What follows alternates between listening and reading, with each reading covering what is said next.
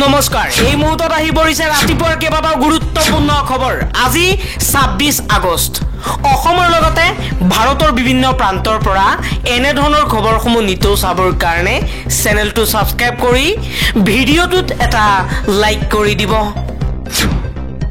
এই মুহূৰ্তত জনাই আছো এটা গুৰুত্বপূৰ্ণ খবৰ মাদানীৰ হৈতে হিমন্ত বিশ্ব শৰ্মাৰ আছে ভিতৰুৱা বুজাবুজি হিমন্ত বিশ্ব শৰ্মাৰ বিৰুদ্ধে খৰপ হৈ এই মন্তব্য কৰিছে লুৰিণজ্যোতি গগৈয়ে কৈছে বদৰুদ্দিন আজমলৰ ঠাইত মাদানীৰ মুখ ব্যৱহাৰ কৰি ২০২৬ চনৰ নিৰ্বাচনী বৈতৰণি পাৰ কৰাৰ কৌশল হিমন্ত বিশ্ব শৰ্মাৰ লুৰিণজ্যোতি গগৈয়ে কৈছে আগতে বদৰুদ্দিন আজমলৰ মুখখন ব্যৱহাৰ কৰি বিজেপিয়ে নিৰ্বাচনী বৈতৰণি পাৰ কৰিছিল এইবাৰ সেই সুবিধাটো উলিয়াব পৰা নাই গতিকে বিজেপিক এতিয়া মাদানীৰ দৰে মুখ এখনৰ প্ৰয়োজন সেই কাৰণে ভিতৰুৱা বুজাবুজিৰে মাদানীক অসমত প্ৰাসংগিক কৰি তুলিবলৈ চেষ্টা কৰা হৈছে পৰৱৰ্তী খবৰ দক্ষিণ গাজাৰ চিকিৎসালয়ত ভয়ংকৰ আক্ৰমণ ইজৰাইলৰ ৪জন সাংবাদিক সহ ১৫ জনকৈ নিৰীহ লোকৰ মৃত্যু হৈছে প্ৰতিদিনেই ইজৰাইলে গাজাত আক্ৰমণ চলাই আছে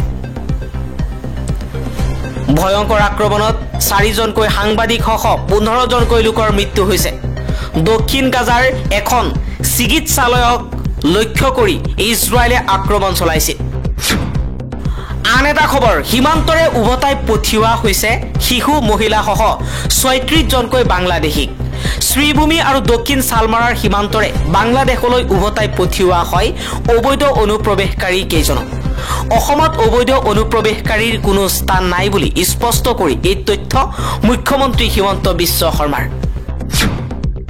পৰৱৰ্তী খবৰ নতুন আইনক লৈ সৰব দিল্লীৰ প্ৰাক্তন মুখ্যমন্ত্ৰী অৰবিন্দ কেজৰিৱালে কৈছে যি গৰাকী ব্যক্তিয়ে গুৰুতৰ অপৰাধীক নিজৰ দলত যোগদান কৰোৱাই তেওঁলোকৰ সকলো গোচৰ বাতিল কৰি মন্ত্ৰী উপমুখ্যমন্ত্ৰী অথবা মুখ্যমন্ত্ৰী বনাব পাৰে তেনে মন্ত্ৰী প্ৰধানমন্ত্ৰীয়ে পদ ত্যাগ কৰিব লাগেনে এনে এগৰাকী ব্যক্তিয়ে কিমান বছৰ কাৰাবাস খাটিব লাগে যদি কাৰোবাৰ বিৰুদ্ধে ভুৱা গোচৰ ৰুজু কৰি তেওঁক কাৰাগাৰলৈ প্ৰেৰণ কৰা হয় আৰু তাৰ পাছত দুখ মুক্ত কৰা হয় তেন্তে তেওঁৰ বিৰুদ্ধে ভুৱা গোচৰ ৰুজু কৰা মন্ত্ৰীগৰাকীয়ে কিমান বছৰ কাৰাবাস খাটিব লাগে কেন্দ্ৰীয় গৃহমন্ত্ৰী অমিত শাহক প্ৰশ্ন দিল্লীৰ প্ৰাক্তন মুখ্যমন্ত্ৰী অৰবিন্দ কেজৰিৱালৰ আন এটা খবৰ সমগ্ৰ অসমত মাদানীক লৈ চৰ্চা চলি থকাক লৈ সৰব হৈ পৰিছে AIUDFৰ বিধায়ক আশৰাফুল হুছেইনে কৈছে যি সময়ত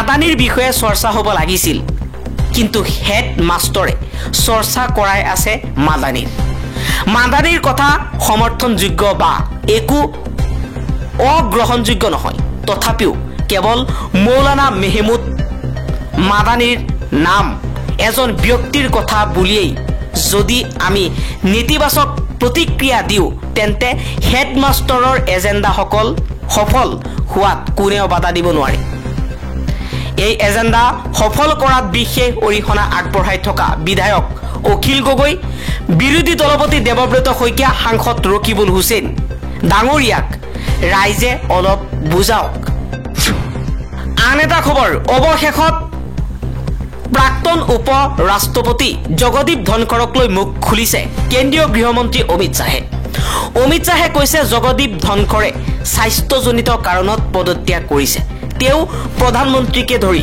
সকলোকে কৃতজ্ঞতা জনাইছে বিৰোধীৰ গৃহবন্দীৰ অভিযোগ মিছা ইয়াক লৈ অপ্ৰয়োজনীয় হুলস্থুল হ'ব নালাগে বুলি মন্তব্য কৰিছে অমিত শাহে পৰৱৰ্তী খবৰ কমনৱেলথ ৱেইট লিফটিং চেম্পিয়নশ্বিপ ২০২৫ত স্বৰ্ণ পদক জয় কৰিলে মীৰাবাই চানুৱে ৪৮ কিলোগ্ৰাম শাখাত ১৯৩ কিলোগ্ৰাম ওজন দাঙি স্বৰ্ণ পদক জয় কৰিছে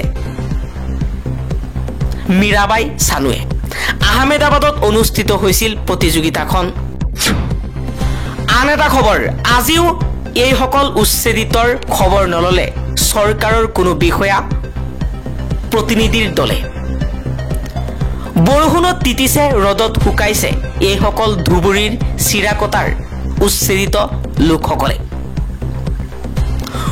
সৰু সৰু কণ ল'ৰা ছোৱালীক লৈ এইদৰে তিৰপালৰ তলত জীৱন কটাইছে উচ্ছেদিত লোকসকলে। নাই খোৱাৰ ব্যৱস্থা, নাই বিশুদ্ধ খোৱা পানী, নাই কোনো সাহায্য। এনেদৰেই জীৱ-জন্তুৰ দৰে দিন কটাবলগীয়া হৈছে উচ্ছেদিত সংখ্যালঘু মুছলমান লোকসকলে। উচ্চতম ন্যায়ালয়ে কৈছিল, উচ্ছেদ কৰাৰ পূৰ্বে উচ্ছেদিত লোকসকলৰ দায়িত্ব চৰকাৰে ল'ব লাগিব।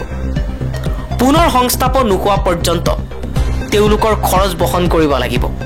কিন্তু আজিলৈকে জীৱ-জন্তুৰ দৰে এইদৰে তিৰপালৰ তলত প্ৰচণ্ড গৰমত শুকাইছে, প্ৰচণ্ড বৰষুণত তিতিছে। সৰু সৰু ল'ৰা ছোৱালী বিভিন্ন ৰোগত আক্ৰান্ত হৈছে। কিন্তু তাৰ পাছতো চৰকাৰৰ কোনো প্ৰতিনিধি, কোনো বিষয়া আজিলৈকে তেওঁলোকৰ ওচৰ নাপালে।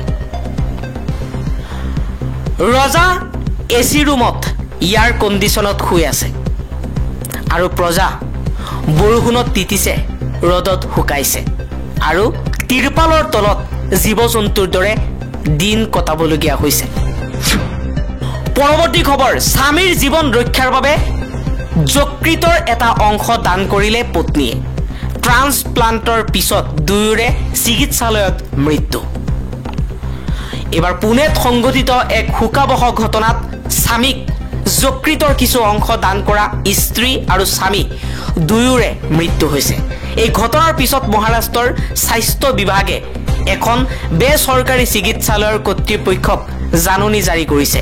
চিকিৎসালয়খনক সোমবাৰৰ ভিতৰত উত্তৰ দাখিল কৰিবলৈ নিৰ্দেশনা দিয়া হৈছে। চিকিৎসালয়ৰ পক্ষৰ পৰা জনোৱা হৈছে যে তেওঁলোক সকলো তথ্য প্ৰদানৰ বাবে প্ৰস্তুত।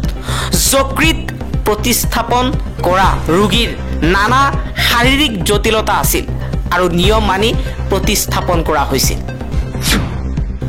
আন এটা খবৰ, ভোটাৰ তালিকাৰ বিশেষ সংশোধনৰ আগতে NRC চূড়ান্ত কৰাৰ দাবী CPIMৰ।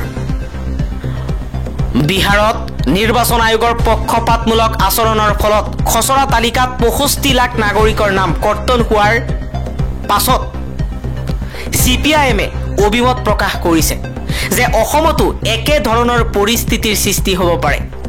সংখ্যালঘু মুছলমানক ভোটাৰ তালিকাৰ পৰা বাছি বাছি কৰ্তন কৰিব পাৰে। কেন্দ্ৰীয় চৰকাৰ আৰু বিজেপিৰ নিৰ্দেশত আয়োগে সংখ্যালঘু, দলিত আৰু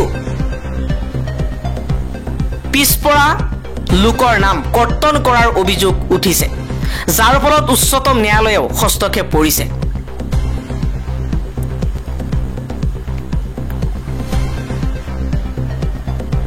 অসমত ভোটাৰ তালিকা পুনৰীক্ষণ তথা সংশোধনৰ ক্ষেত্ৰত প্ৰথম পদক্ষেপ হ'ব লাগিব ৰাষ্ট্ৰীয় নাগৰিকপঞ্জী, চমুকৈ NRC উন্নীতকৰণৰ প্ৰক্ৰিয়া ক্ষিপ্ৰতাৰে সম্পূৰ্ণ কৰা।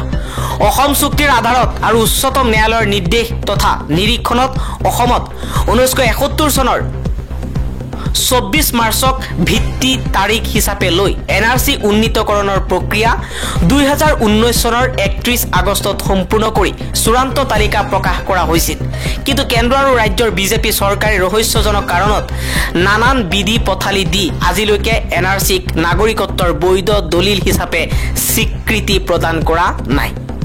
ভাৰতৰ মহাপঞ্জীয়কৰ কাৰ্যালয়ে বিগত 6টা বছৰ NRCৰ তালিকা সূচিত নকৰা আৰু প্ৰত্যেকখন স্লিপ নিদিয়াৰ ফলত NRCৰ পৰা বাদ পৰা বহু সংখ্যক ভাৰতীয় নাগৰিকেও আইনী প্ৰক্ৰিয়াৰ জৰিয়তে নাগৰিকত্ব প্ৰমাণৰ সুযোগ পোৱা নাই।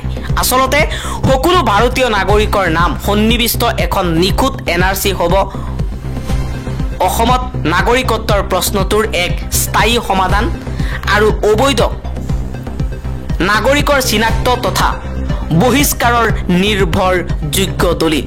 কিন্তু কেন্দ্ৰৰ বিজেপি চৰকাৰে NRC উন্নীতকৰণৰ প্ৰক্ৰিয়া ক্ষিপ্ৰতৰ কৰাৰ পৰিৱৰ্তে ৰাজ্যখনৰ আৰ্থ-সামাজিক ৰাজনৈতিক ভৱিষ্যত তথা অস্তিত্ব বিপন্ন কৰি সাম্প্ৰদায়িক আৰু সংবিধান বিৰোধী আইন প্ৰণয়ন তথা বলবৎ কৰাৰ ফলত সমস্যা অধিক জটিল হৈ পৰিছে। ৰাজ্যৰ জনসাধাৰণক বিভ্ৰান্ত কৰাৰ বাবে মুখ্যমন্ত্ৰী হিমন্ত বিশ্ব শৰ্মাই পুৰণি তথ্যৰ ভিত্তিত ৰাজ্যৰ জনসংখ্যাৰ তুলনাত আধাৰ কাৰ্ড প্ৰাপ্ত লোকৰ সংখ্যা 103% বুলি প্ৰচাৰ চলাইছে। প্ৰকৃততে চলিত 2025 চনৰ 31 জুলাইত প্ৰকাশিত আধাৰ কৰ্তৃপক্ষৰ প্ৰতিবেদন অনুযায়ী অসমৰ মুঠ জনসংখ্যাৰ প্ৰায় 95% লোকৰহে আধাৰ কাৰ্ড আছে। ইয়াৰে 18 বছৰৰ ঊৰ্ধ্বৰ প্ৰায় 10 পৰা 12 লাখ লোকৰ আধাৰ কাৰ্ড নাই বুলি অনুমান কৰিব পাৰি। আধাৰ কাৰ্ড নথকাসকলৰ ব্যাপক অংশটো হ'ল আৰ্থ-সামাজিকভাৱে পিছপৰা বিভিন্ন জনগোষ্ঠীৰ দৰিদ্ৰ আৰু নিৰক্ষৰ লোক। এতিয়া অহা অক্টোবৰৰ পৰা তেওঁলোকক আধাৰৰ বাবে আবেদন জনোৱা অধিকাৰৰ পৰা বঞ্চিত কৰাটো চৰম অন্যায় বুলি CPIMৰ ৰাজ্যিক কমিটিয়ে মত পোষণ কৰিছে আৰু এই সিদ্ধান্ত প্ৰত্যাহাৰৰ দাবীও জনাইছে।